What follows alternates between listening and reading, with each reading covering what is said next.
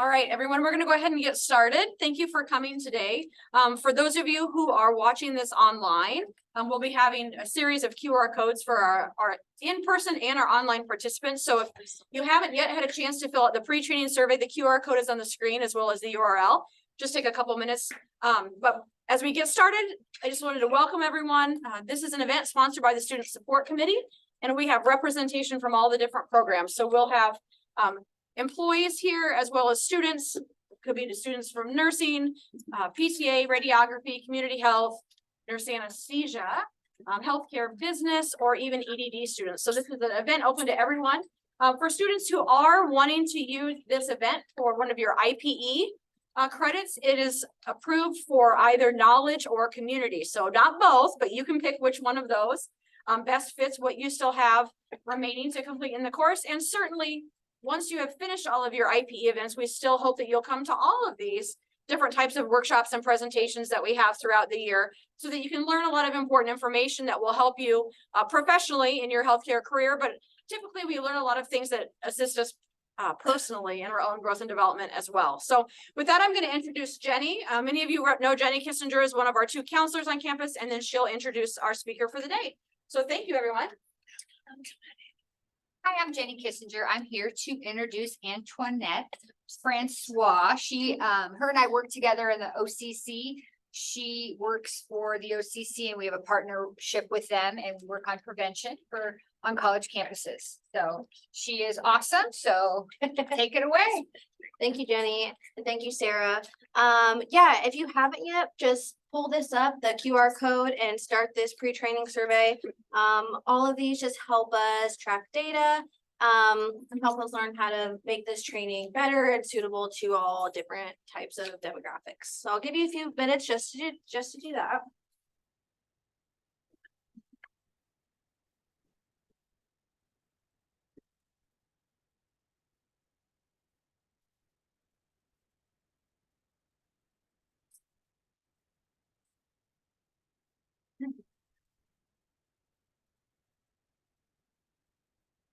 Okay, so you're monitoring okay, cool. I just saw 2 chats, but it looks like it was taken care of. Okay, sounds good. I'll just look at you if there's questions. Yep. Around that way. Okay, so we'll go ahead and get started while you're filling out that pre-survey. Like Jenny said, Sorry, guys. It looks like I forgot to share the screen. I'm so sorry. Thank you online for letting us know. That would be helpful. Okay,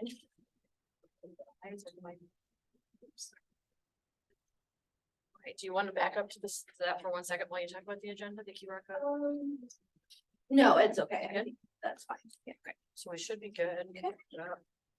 Can we move this over there? You betcha. Oh, there we go. Sorry, guys. Thank you. There we go. Yep. All right. Perfect. All right. Well, thank you again. My name is Antoinette. I'm housed out of UNL, but I work for the Omaha Collegiate Consortium, which is part of a bigger collective called the Nebraska Collegiate Prevention Alliance.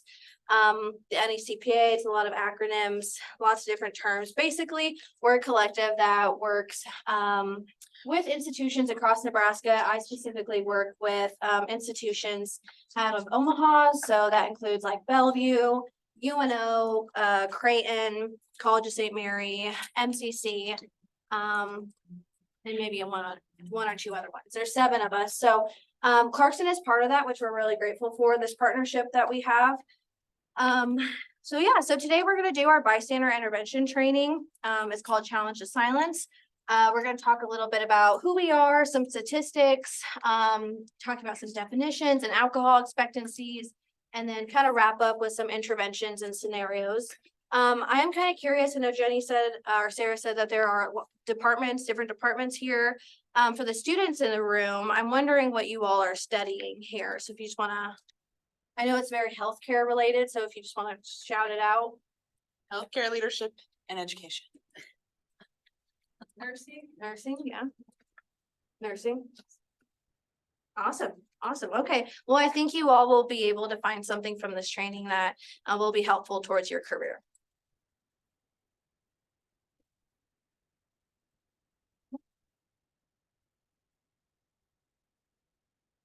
All right, like I said, this is who the OCC is. We're very grateful that Clarkson is a part of it. Jenny is our primary representative, but my contact information will be at the end of this training. Feel free to reach out to me with whatever. So I did want to put a disclaimer out there that some of this, it can be triggering and kind of hard to talk about. It is a hard topic. We'll be talking about alcohol and sexual violence. And so take care of yourselves throughout the training. If you need to step out, please do so. If you need to use the restroom or take a phone call, please feel free to just do that too. Also, before we start, I did want to say that during this training, we're going to talk a lot about math in terms of female and male. But I do want to make sure that we don't downplay individuals of all genders and gender identities and their experience. So even though we talk about a lot in terms of male and female and men and women, I don't want to discount the folks that may identify differently. Sexual assault can definitely happen to everyone, every single person. And so in this training specifically, we talk about men and women though. All right, so we're just going to start out with some statistics. Some of this may not be a shock to you. You may have heard this before. 1 in 4 undergraduate women report non-consensual sexual contact involving physical force or inability to consent or stopped what was happening in since enrolling in the school. So when you think about it, you think about your classmates, maybe your family, maybe you have sisters. Think about this big group of people that you know who have gone off to college, and you think about the women in that group, and it kind of puts it into perspective, this statistic that 1 in 4 will report non-consensual sexual contact. So we do have a little video here. Some of you may have seen it. It does a really good job of putting 1 in 4 or 5 into perspective.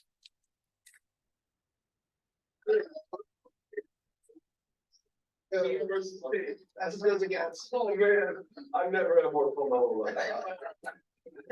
Daddy's had a beer. Wanna go to another one, David? Yeah. No, Lamar, stop doing magic.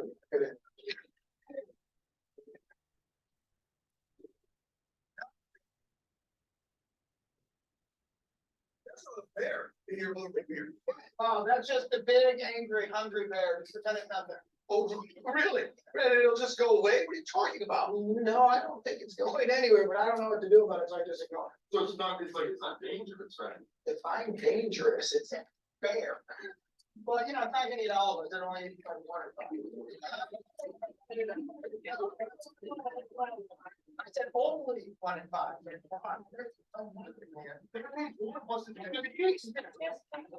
doesn't mean 1 in 5. 1 in 5 people get the Hey, what do you want me to do about it? You guys know we don't say bear.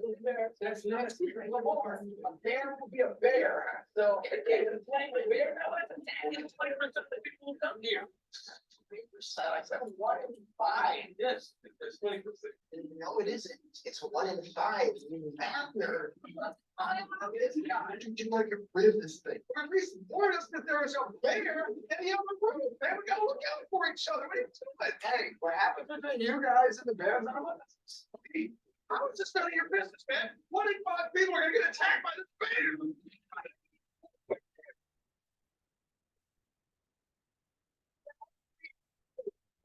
Not gonna eat all of us. We less than a quarter.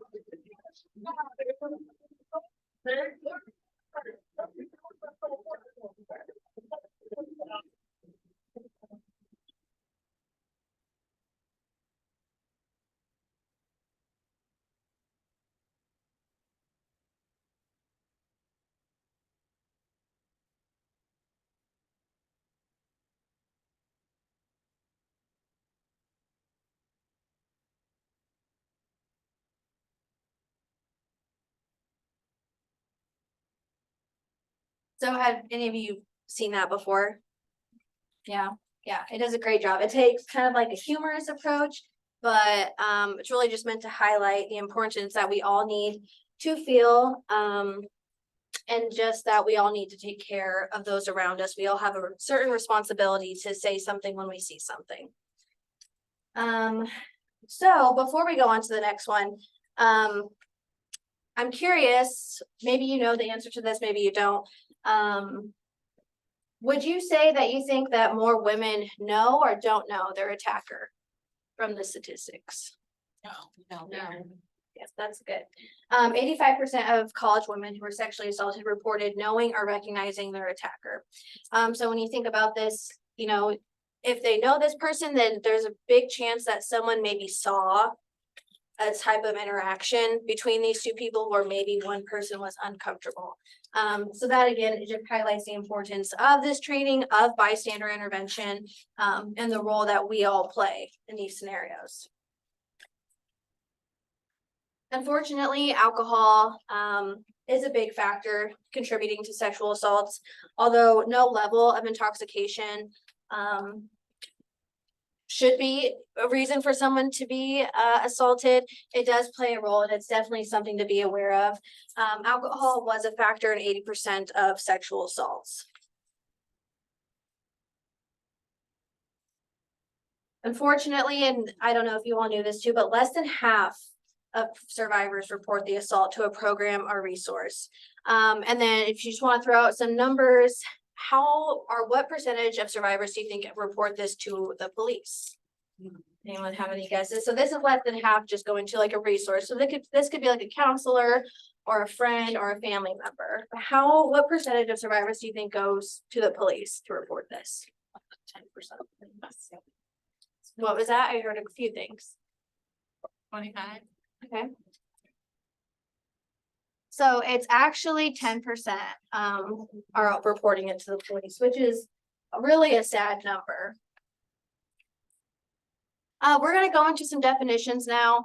I'm sure we all kind of know these, but I think it's important to know them and to review them. That way, when we do see situations, we can point them out. So intimate partner violence, non-sexual violence among individuals who had been in a partnered relationship. Boyfriend, girlfriend, you know, maybe they're living together, these types of situations. I think we could see these everywhere. I'm sure most of us maybe have. We've seen an argument between two people in a store, in our dorm, at a family function. Those would all be examples of this. Stalking, so repeated, visual or physical proximity, non-consensual communication, or verbal, written, or implied threats by an individual. I feel like also in this one, it also applies. Most people know their stalker too. I think that there's this connotation that many people have where they think that these predators are just kind of popping out of the bushes and coming out from nowhere. But that's not really the case. Usually it's people that walk among us, that walk among the person that they attack. So sexual assault, definition, by definition, it is a sexual contact or behavior that occurs without explicit consent of the victim. Some forms of sexual assault include attempted rape, fondling, or unwanted sexual touching, forcing a victim to perform sexual acts such as oral sex or penetrating the perpetrator's body. Penetration of the victim's body, also known as rape. Sexual harassment, little bit different. Behaviors with sexual connotations that interfered with the individual's academic or professional performance. Usually in this, there is a power dynamic. Again, we're just going over these so that way we know when to say something. So consent, I would like to think that we all, you know, truly understand consent. Unfortunately, the whole population can't say that. So all of the following must exist. Positive, it needs to be sober and conscious. It can stop at any time, cannot be coerced or from a position of power. Consent is freely given, and all parties have reached the age of consent, which in Nebraska is 16. So we're gonna watch another little video that also kind of takes a humorous approach, but it also really just lays it out really well for us, and really it does make it simple as tea. If you're still struggling with consent, just imagine instead of initiating sex, you're making them a cup of tea. You say, hey, would you like a cup of tea? They go, oh my God, I would love a cup of tea. Thank you. Then you know they want a cup of tea. If you say, would you like a cup of tea? No, I'm not really sure. Then you could make them a cup of tea or not, but be aware they might not drink it. And if they don't drink it, then, and this is the important part, don't make them drink it. Just because you made it doesn't mean you're going to drink it. And if they say no, thank you, then don't make them tea. At all. Just don't make them tea. Don't make them drink tea. Don't get annoyed at them for not wanting tea. They just don't want tea, okay? They might say, yes, please, that's kind of you. And then when the tea arrives, they actually don't want the tea at all. Sure, that's kind of annoying as you've gone all the effort of making the tea. They remain under no obligation to drink the tea. They did want tea, now they don't. Some people change their mind in the time that it takes to boil the kettle, brew the tea, and it's okay for people to change their mind. And you are still not entitled to watch them drink it. And if they're unconscious, don't make them tea. Unconscious people don't want tea. And they can't answer the question, do you want tea? Because they're unconscious. Okay, maybe they were conscious when you asked them if they wanted tea. And they said yes. But in the time it took you to boil the kettle, brew the tea, and add the milk, they're now unconscious. You should just put the tea down. Make sure the unconscious person is safe. And this is the important part again.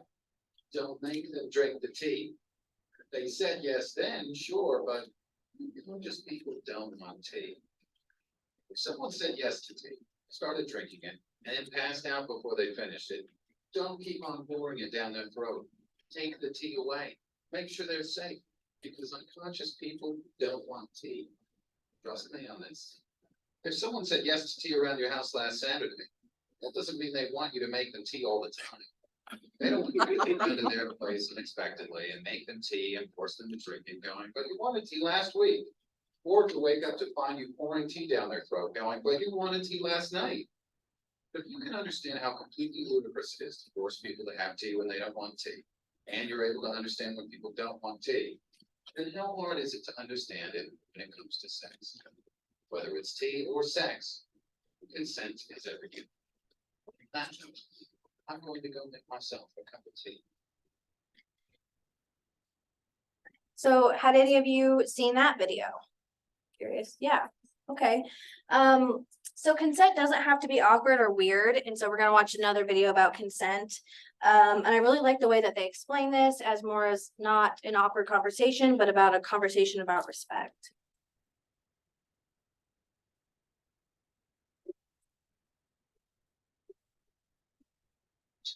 I want to talk about. We need to talk about consent, which may seem hard. It's not really everybody's case.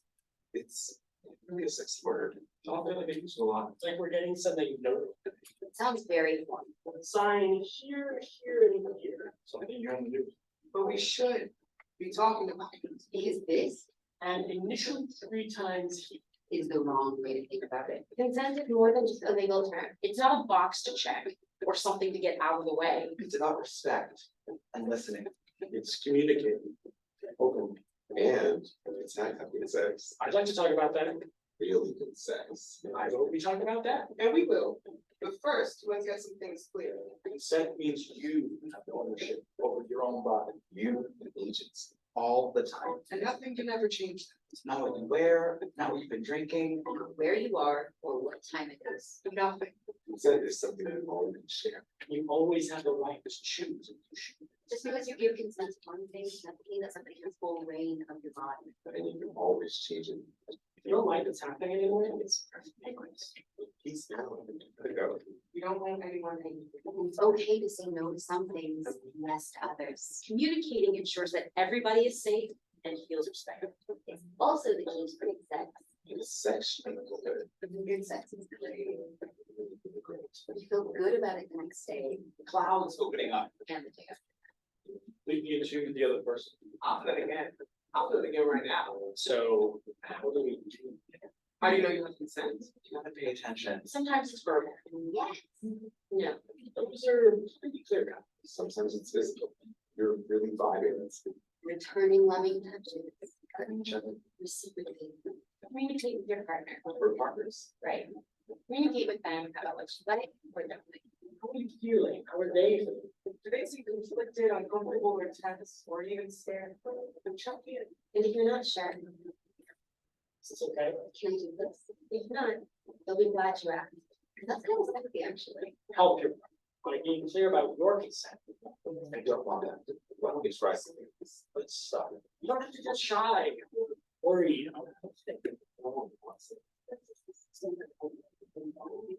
You don't know. We know that you really trust. We will be trying to think. You think it's very fun. Hasn't been. And listen, you take care of them. It's very nice to be taken care of. Consent is mutual communication. If it's not mutual, or your partner cannot communicate. Because they're asleep or passed out, if they're intoxicated or high. That's not consent. End of story. Your standards for sex can and should be higher than just not. Find out what consent means to you and your, Know what you need to feel comfortable and to enjoy sex. make sure your partner respects that. And then you respect your partner. Consent is not just a question of legality. That's just who has permission to do what. It's the basis for a healthy and happy sex life, whether you're having sex or not. And it's okay if you are. And it's okay if you're not. Everybody's okay. The only thing that's not okay is someone else making that choice for you. All right, had any of you seen that one before? Yeah, I think that this is great, because even though we may like understand this concept, the people that we talk to, the students that we talk to may not truly understand this. So being able to tell them, you know, this is what it kind of looks like or feels like when something doesn't feel right. I have younger sisters, and at first the thought of talking to them about sex was awkward to me. But once I, you know, tried to explain it in a way that was more about being respectful of each other and making sure that their experience was not uncomfortable or bad, it really did kind of change the way that that conversation was had. So I think that this is a really good resource to use or to have if students come to you or a friend, really anybody. All right, so we're gonna take a little quiz if you want to pull out your phones and use this QR code. It's just kind of review what we've talked about.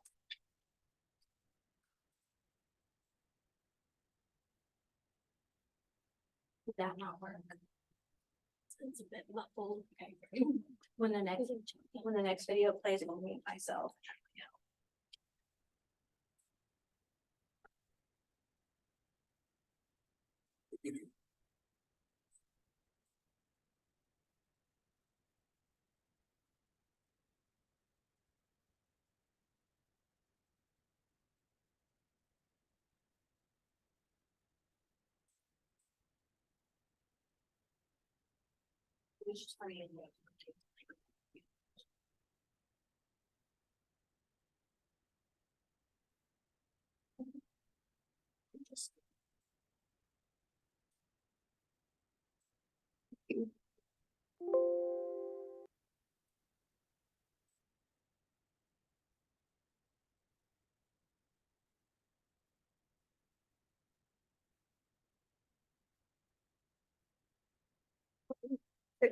Tickle in my room.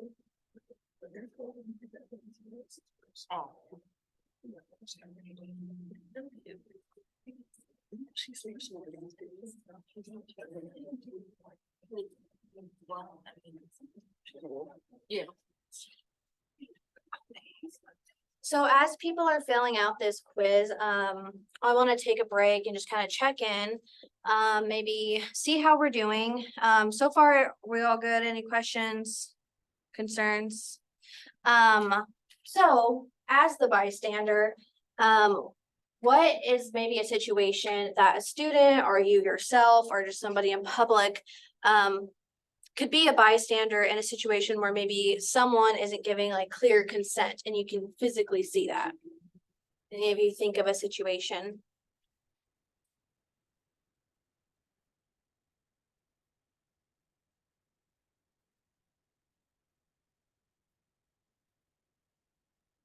Audience participation helps. Can you repeat the question? Say the I'm sorry. question again. Yeah. Yes. So as a bystander, there could be some situations where we witness things. And I'm wondering what's maybe a situation that you could be in where you're witnessing someone who clearly can't give consent or is not giving consent? So as a bystander, how are you recognizing that, I guess? I've been in a situation where I've seen a male presenting person physically carrying a female presenting person who looks like they can't even walk out of a bar. Definitely. This one might be not overt, but like somebody who looks really uncomfortable receiving a hug from another person. For sure, yeah. Any other ones? I think that those are both really good examples. You might have to touch the cat first again, sorry. In a past life, I was waiting tables in Mineola. And I very clearly could tell that he was not treating her respectfully. It wasn't a sexual situation. Yeah. Definitely, For me too. yeah, Yeah. for sure. Yeah, so I'm glad that we're like, the audience is already able to recognize those situations, because we're also gonna talk about the different ways to intervene in those situations. But right now, we're gonna go into alcohol expectancies. We're gonna talk about a little experiment that took place in Washington. So this again is just to track data, see what you all know before you before taking this training. It helps us make the training better, more suitable for everyone. So if you want to pull out your phones and scan this QR code, I believe it's just a few short questions.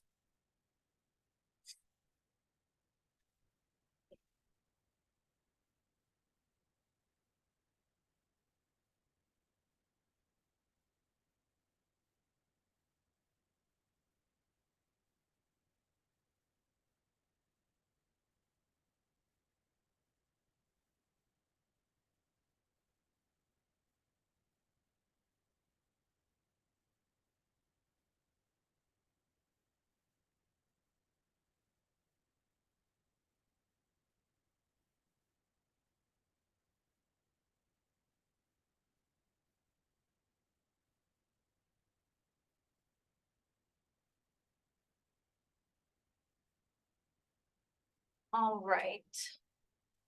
So what are expectancies? These are defined as anticipated consequences, positive or negative, as a result of engaging in behavior. So I always like to think about this as something that was a true experience of mine, is when maybe either in high school or during college, you know, you've always heard about this one class being so hard, and maybe the teacher's a little difficult and hard to work with. And so you've just been dreading that class and taking it for so long, and then you're finally there.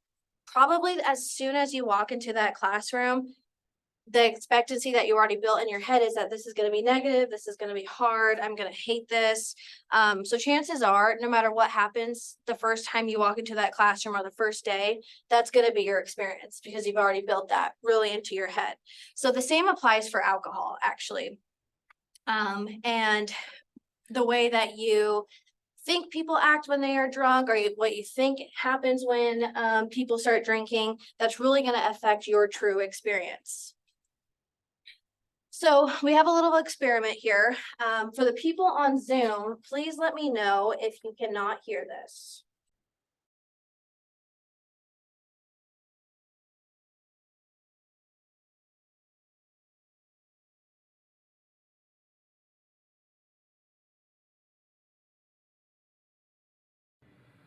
So the question about if alcohol makes people more social is not only something that people have asked for years, but it's something that's even been tested right here in the state of Washington.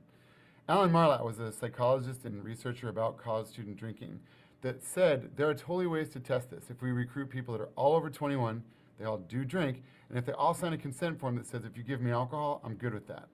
His feeling was, if we want to make sure that research generalizes to the real world, where we conduct the research should look as real world as possible. So he built the Bar Lab, the Behavioral Alcohol Research Laboratory. It's a lab that looks exactly like a real bar, but the mirror that's behind the bar, two-way mirror. There's hidden cameras, there's hidden mics. People would come to the lab knowing they were going to be in a study where we see how people interact in social situations. But there was so much more than that. All right, Neil.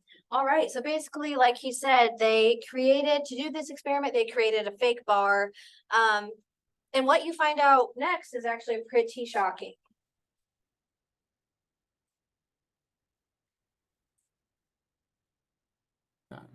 People were told, we're going to serve you alcohol. And then they either did give them alcohol or gave them alcohol-free drinks.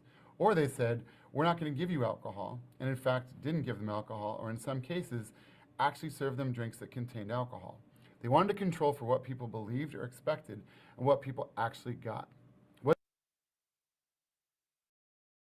So there were two groups, the control group and the experimental group. The control group expected no alcohol, and they got no alcohol. The experimented group expected no alcohol but got alcohol. So again, I'll say that because that was kind of confusing. So there's two groups. One group expected no alcohol and got no alcohol. The other group expected no alcohol, but they actually did get alcohol. And again, this was an experiment that everyone signed a waiver and consented to. So we'll see how that People kind told of they're getting alcohol who actually get it. It looks like a bunch of college students drinking. Nothing magical happens here. The volume of the group increases, people interact a lot more. Not too surprising. When we tell people they're getting no alcohol, and in fact they get none, they're told they can drink tonic water with or without a lime wedge, depending if we had money or not, or they could drink non-alcoholic beer.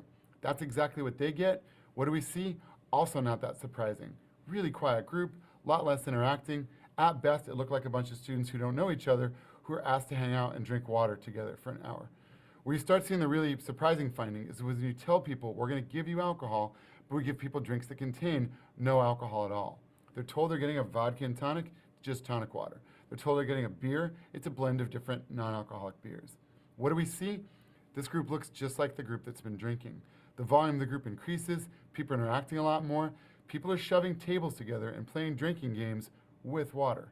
We see people get more flirty, get more outgoing, get more talkative. At the end of the hour, let them know none of the beverages you've consumed contained any alcohol. When we do the other condition and tell people we're just going to give you water, but actually give them alcohol, what do we see? They don't act any different. When the effects of alcohol kick in, they blame it on other things. So people get tired and get sleepy, but they blame it on having had a long day of school or a rough night's sleep the night before.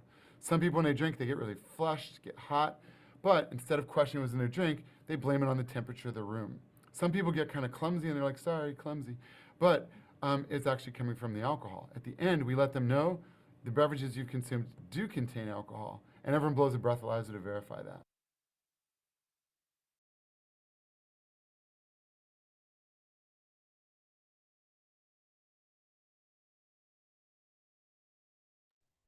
when I first saw this, and I feel like if I would have saw this when I was a freshman in college, I wouldn't have believed it. So I guess what are all yours experiences? Do you feel like this makes total sense, or do you think most people would be super surprised to know this? Surprised? No.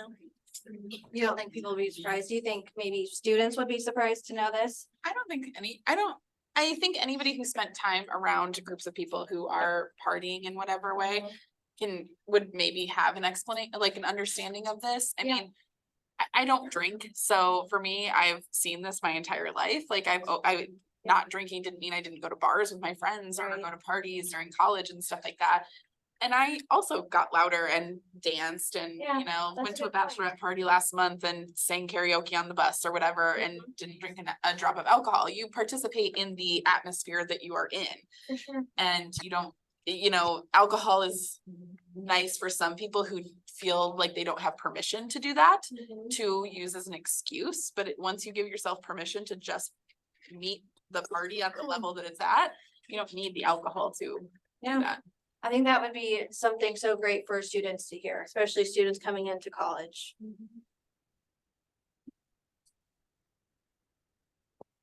All right, so what were the implications of this study? It was all in their heads. The social effects the students felt were caused entirely by their expectations, not by what they were drinking. So the next time you feel the need to loosen up before or during a social situation, remember that the social effects of alcohol have more to do with your thinking than what's actually in your cup.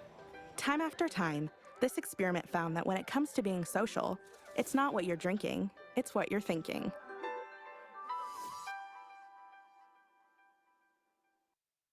right, so we share this experiment not to tell people, not to drink, but more so just that their experience and their expectancy really is powerful to what they actually will experience. So there are ways to reduce your risk while drinking. Make a plan, protect your drink, know your limits, trust your instincts, avoid isolation. It's also okay to lie and use the buddy system. So what would be some examples of each of these ways to reduce your risk while drinking? I think for making a plan, a great way to make a plan is to make sure that you eat before you go out to drink. I think that's something that a lot of people forget to do on purpose or not sometimes. You could also say on there, adding to making a plan is having a plan for where you'll connect with each other at the end of the night. Yeah. So that if somebody misses that connection at the end of the night, we already know something's wrong and we need to check into it. That's a great one. What else? How else can you reduce your risk while drinking? Know what you will imbibe and what you won't. Mhm. So say, I don't wanna have whiskey tonight, I'll make that Right. maybe ahead of time or say, actually, I don't really want whatever you grabbed me, I really wanna drink this instead. Yes, only getting drinks that you poured yourself or you got yourself. That's a great one. Other ones? Like, if you put your drink down at a party, don't pick it back up. Yeah. Like, it can be so frustrating. Absolutely. I think it's, oh, can you hear me? Yes. Yeah. I think I've been someone that's been drugged, and um I was drugged like by the person at the bar. So I think it's just like just being super, super extremely cautious, like watching everything like a hawk. But I know there's things out there that like you can test your alcohol now. So I feel like it's sad that you have to buy them, but it doesn't hurt to have that on you at any given time, because like the bartender was in on it. So it's just kind of a sticky situation either way you look at it. There's some comments here. Don't leave your drink unattended, always cover it. And then know your limit. Have a friend looking out for you and someone who can tell you it's time to stop. Yeah, actually, yeah, that's a great one to have people around you that you trust. My coworker who was an Uber or Lyft driver for a little bit, she had picked up a girl from a party. Her friends kind of threw her in there. She passed out. And then her friends went back to the party. Well, a few moments later, the girl who had been put in the Uber had woken up and was frantic and scared. She didn't know where she was or who she was with. And that would be a really scary moment to wake up to. So avoiding isolation and, for yourself, but also don't put, other people around you at risk, especially those that you call friends. There's a couple comments about the study. Okay.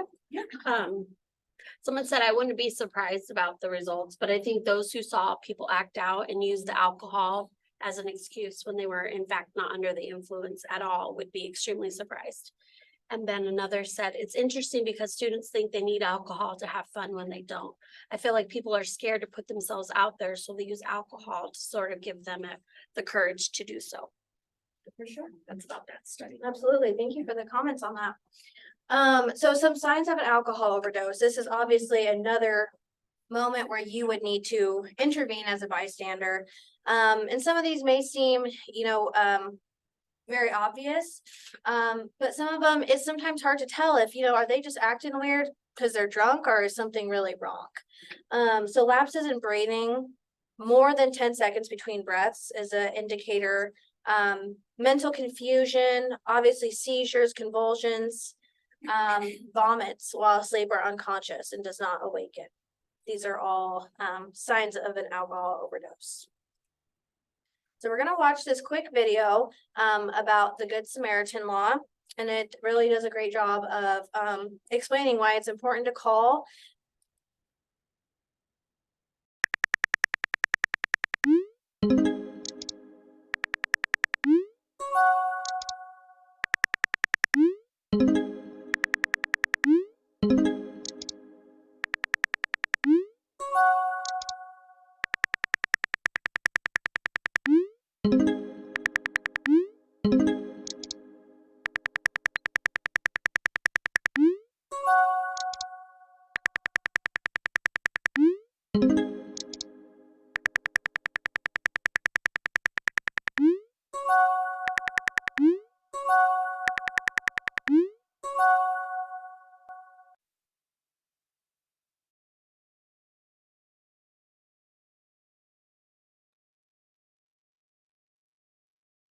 So the Good Samaritan law, this encourages minors to call 911 when they suspect a possible alcohol overdose without fear of being cited or receiving an MIP.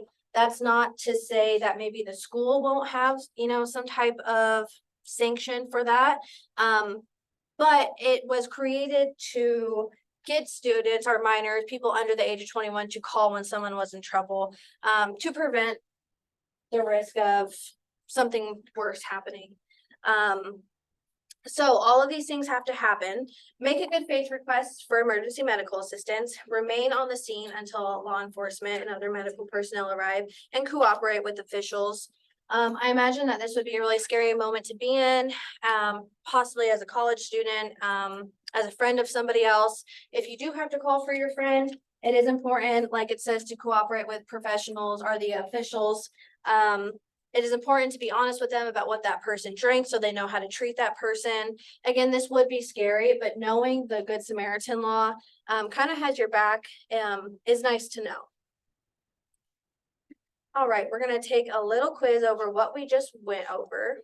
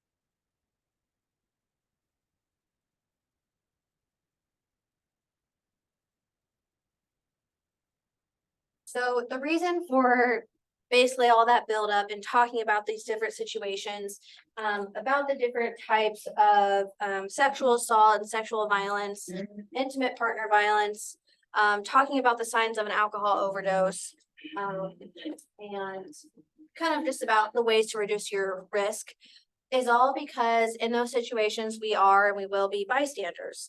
This is someone who merely observes or witnesses a behavior or a situation. So this could be a situation where it's not right away violent, but maybe could become violent or become dangerous for someone. I don't think we have time for this video, but maybe if we do at the end, we'll watch it. It's actually really, really good. So why does intervening seem so hard sometimes? Does anyone want to give it a go? I interfere. Yeah. Sometimes it just feels like it's not your business, Yeah. Might be worried about your safety or the safety of that other person. Yeah. Yeah. It's just sometimes not in someone's nature to really just talk to people they don't really know. I think that makes perfect sense. Could come across as like condescending, or like that person doesn't have the capacity or kind of like the intelligence or Right. kind of like the maturity to kind of like be Right. handling it. And so, Yeah. you don't want to like further perpetuate kind of like Mhm. loss of power, Yeah, for sure. or like loss of kind of like confidence, if you will. Yeah, you don't really want to like offend someone or make it worse for the person who may be a victim of that situation. Those are all completely true. So we're gonna watch this quick video real quick about the diffusion of responsibility.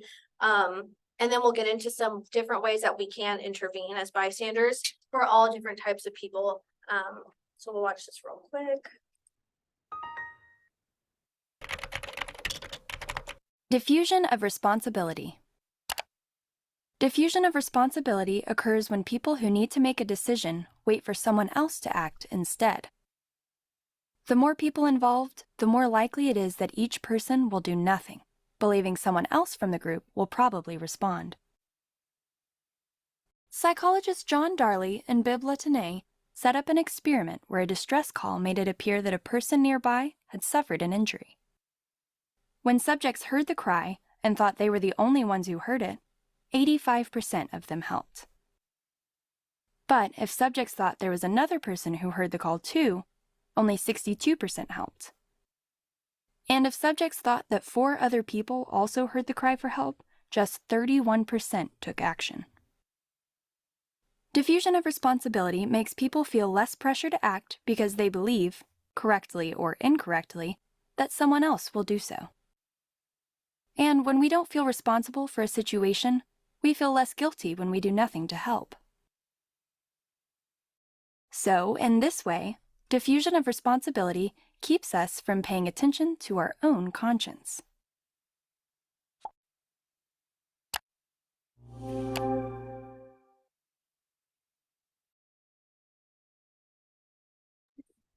Well, that makes perfect sense, right? When we think about it, it's kind of just like psychology and in our human nature to think maybe someone else is more qualified to do this, or maybe someone else. I know when you see like an accident on the interstate before like maybe the police get there or the ambulance, you're kind of like, well, someone must have seen that already, so they probably called. We don't know if that's true because of the diffusion of responsibility. So it also applies when the situations that you gave where maybe you see that someone is not really consenting to what the situation that they're in. Maybe the bullying, we didn't get to the video, but the video was about a bullying instance that actually Burger King did. We're not endorsed by Burger King at all, but Burger King did this experiment where they set up a bullying situation among young kids to see if customers would intervene. Most of them didn't. I think about maybe 80% of them did not intervene. Maybe because they thought someone else would intervene, maybe they thought it was just kids, who knows? But the diffusion responsibility tells us that, you know, we're each important to the cause. We each need to play a role in diffusing a situation and intervening into a dangerous situation. So the first thing we need to do is notice the event and be aware of our surroundings. We need to be able to interpret that what's happening is a problem or maybe unsafe for other people or themselves. And we need to feel responsible for intervening as well. And this is hard because, as we've talked about, we just don't always feel like it's our job to step in, or maybe someone else would be better to do this. But we need to feel responsible because we've seen something happen that we believe shouldn't be happening. And we need to possess the skills for intervening. And then we need to actually intervene. So some different ways to intervene as a bystander is to be direct, to distract, and to delegate. So direct would be engaging the person or persons directly. Distract, causing a distraction to divert attention. Delegate, telling someone in a position of power or authority what you've seen and heard about the situation. So I feel like these are all for different types of people. Maybe people who don't have a problem going to the person and saying something instantly would be more direct, but maybe someone would delegate if they felt like putting themselves in that situation would maybe be uncomfortable or unsafe for them. So situations where you can be direct, distract, and delegate. Can any of you think about a scenario where maybe you would be direct, or where you'd feel comfortable being direct? I remember one time when I was in college, it's kind of a combination. I was out downtown with some friends, and there was this girl sitting up by the bar. I didn't know her, and I don't know where her people went, but they weren't there for her. And there was this guy that was like leaning over her and was very in her space and trying to get her to leave and trying to kiss her and all this stuff. And I remember feeling like my heart was racing and I was really nervous, but I felt like I had to do something. I was probably like 21. So I kind of did both direct and distract. Like I kind of went in, I just pretended I was her friend, and I leaned in between her and him and was like, hey, I've been looking for you. How are you? And she kind of looks at me and I'm like roll with it. And so she did, and I was able to kind of diffuse it. And then afterwards then I went and just said to the bartender, like, this is not good. He's like, well, I was kind of watching. I'm like, well, maybe like don't serve him any more alcohol, or let's see if we can get some help for her. So I just pretended I knew her. And then it kind of, I think he was so drunk too that by then he kind of went off and I don't know, probably Yeah. trying to find someone else that he could go bother. Well, that's a great way, because you were direct, but you also weren't like, hey, what are you doing? Like confrontation. Yeah, Yeah. yeah, that's a great way. Any other ways you can think of? I would like to think that I can be direct in any situation, but when I think back to my own situations, I realize that I delegate a lot. There was a situation, I was in Kansas City for a bachelorette also, and there was a guy, you know, people don't really go to the bars by themselves, but there was this guy who was standing right behind me and my friends, and he was all by himself and just on his phone, and we kind of waited for a while to see if his friends were coming, and then they didn't. So then we moved to the next bar, and there he was again, right behind us. Again, no friends around. He's just texting. He's not drinking. You know, it was just kind of weird. So I told the bartenders, he was standing behind a few other girls. So I told the other groups around us as well, you know, just be careful for this guy. And I also told the security, the bouncers and everything too. And I think he saw that I saw him, and he saw that I told people, and then he left. So that's another way to delegate. Yeah. I'm gonna say, when you're out in public, when someone walks by you, not to look down with your eyes, to make sure you're making eye contact and you know your surroundings, what's going on. Yeah, I think, yeah, so if you're on Zoom and you didn't hear that, making eye contact with the person who may be putting someone else in a uncomfortable situation, making eye contact with that person, I think that's a great one. That way you're kind of conveying, I see you and I see what's going on. You're not exactly intervening directly, but you're kind of just letting them know, like, I see something. Anything else? I have on multiple occasions directly called attention to people's behavior in situations. Like when we were out last month with some friends, we were bar hopping, and there was a guy who was coming up to several of the girls in the bachelorette party and like making very lewd jokes. And so I just, in the middle of Jake's cigar bar, said, "What do you mean by that? Can you explain what you mean by that?" Like very loudly, so that everybody in the entire place was looking like, what?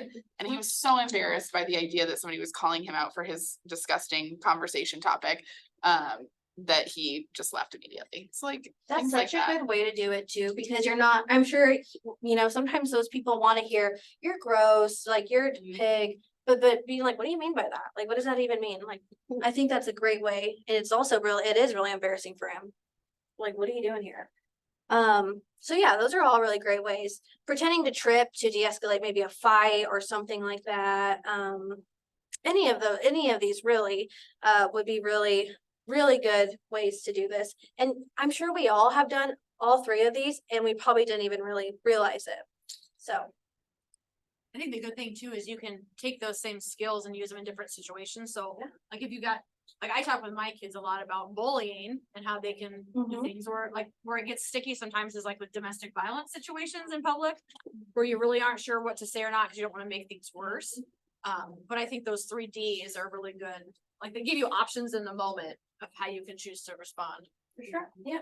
All right, we're gonna watch a quick video, not really super quick, but a video kind of about the different ways that you can intervene and the different steps that these individuals took when intervening.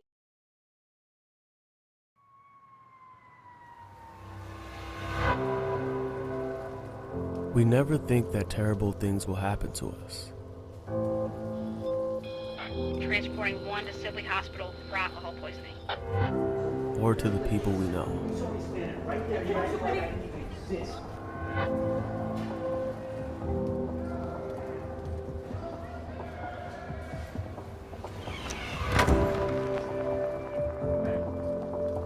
The truth is, many students face issues, including alcohol abuse, dating violence, hazing, sexual assault, and mental health emergencies. I have a 19-year-old male. I have no fault.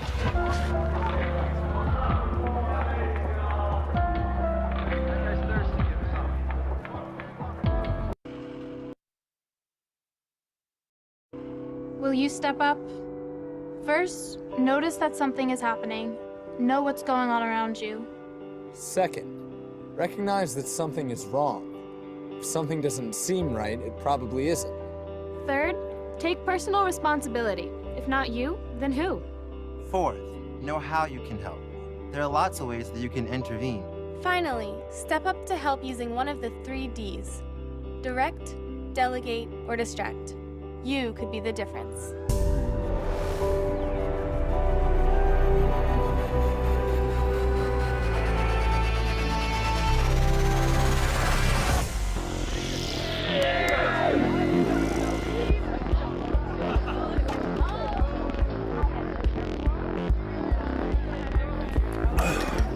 All night, baby. Come on, Chuck.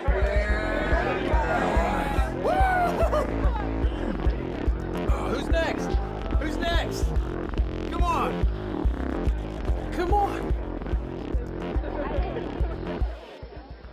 You can be direct if something doesn't seem right. Hey, I think you've had enough. Let's take a break and get you some water. You saw me standing right there. You acted like I didn't even exist. You're making me. I didn't do anything. No freaking respect. Hey, man. I don't think you should be yelling at her like that. Maybe you should take a walk.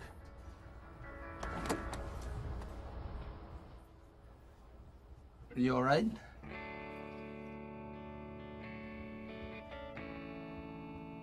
Hey, Jonathan, are you coming out tonight?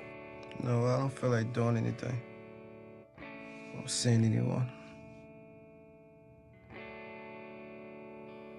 Oh, okay. I hope you feel better. I'll see you later.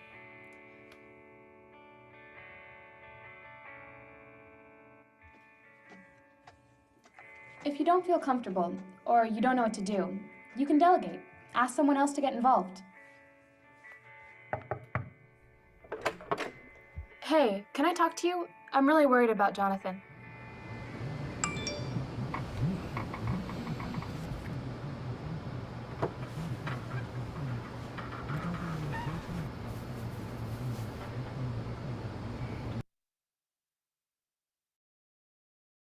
Okay, so basically all these people have intervened. We're kind of going to get to the end and how it all comes together. It's as easy as causing a distraction. My roommate's really drunk. Could you distract him while I get her out of here? Yeah, absolutely. Hey, buddy, aren't you in my econ class? Your econ class? Yeah. Hey, you look tired. You wanna go back to the room?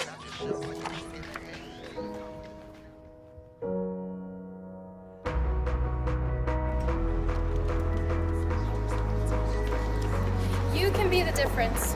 Be more than just a bystander. It's what we do here at American University. Keep in mind your safety and the well-being of others when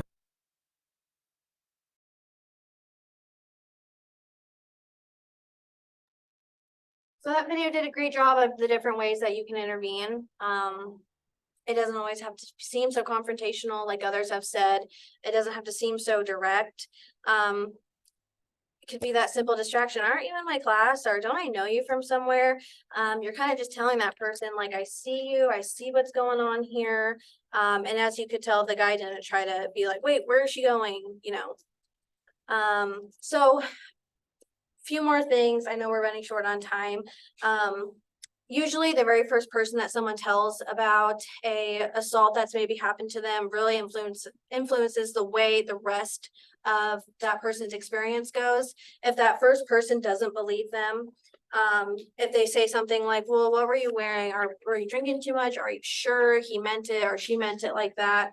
That's really going to drive that number of people who report the assault even farther down. So we need to remember to be attentive and listen and support that person, avoid questions that lead to victim blaming, and keep it confidential. I've had terrible experiences, not of my own, but where I knew that someone who was supposed to be supportive and help someone through a situation, it was a school counselor in high school had told her son, who was in the same grade of the victim, about the assault that took place, and he had told everyone. So when you're in that position, it's detrimental to be confidential. It is this person's experience, but also trying to encourage them to report it to somebody is important as well. So that's another video. We unfortunately don't have time, but I will share that with Jenny and maybe she can pass it around. So this is the last survey that we're gonna do. I'm so sorry that ending was kind of rushed. But if you could take this last survey, that would be great, and give your feedback. And then maybe I'll send it to Jenny and she can kind of pass it around to those that had to leave early. But thank you again for participating and being here today. It's extremely important that we all feel that responsibility to look out for those around us, those that we know and those that we don't know. So thank you very much. I appreciate it. Please be safe. And yeah, have a good rest of your week and weekend. We give Antoinette a round of applause as a thank you. Yes, thank you. Thank you so much for coming to share with us. Of course. And we'll look at the information posted online, so if Okay. people couldn't come in person, they can still watch later and Perfect. have access to all the resources. Will you go to that next one real quick? Has my Yeah. contact. Oh, there we go, perfect. Next one? Yeah, next one. There we go. So my contact information is right here. Any of you need that or just want to follow up or have a question, let me know. I'm available for emails or calls, whatever. So thanks very much. All right, thank you. I'm gonna stop the recording here and then we'll give out prizes for 3 students, so our online participants don't go anywhere just yet.